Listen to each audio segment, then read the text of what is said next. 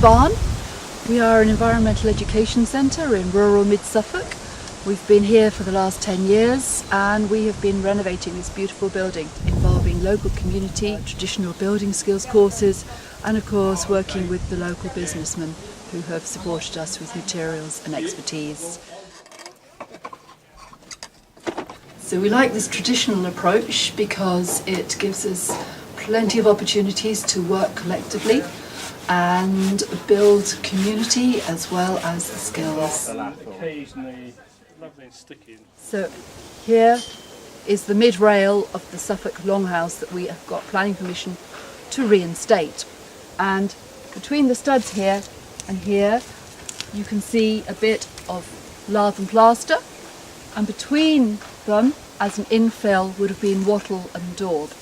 And the hazel for the wattle may well have come from the old orchard, and the daub certainly would have been dug from the big pond that is just to the north of where I'm standing. So we're looking at reinstating this old building like for like.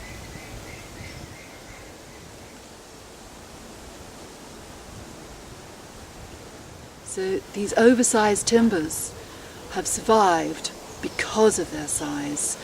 Whoever first constructed this building in Tudor times put a lot of money into this building, and it's these big timbers that we're looking to repair and reuse in the reinstatement of this longhouse.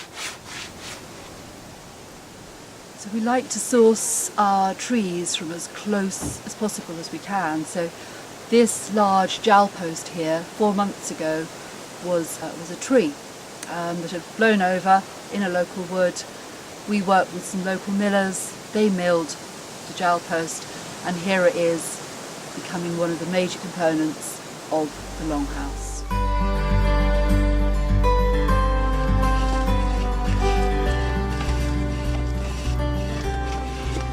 So lots of people have been involved in this project, and they include homeowners, people who come from the local environment, people who've come a little bit further, conservation officers, building regs officers, architects. We've even had the local brownies come and dig some daub. So with an exciting project ahead of us, we invite you to come and get involved, either as a volunteer or on a course, a timber framing course, or if you've got a local business and would like to sponsor us, then we'd very much like to hear from you. Thank you.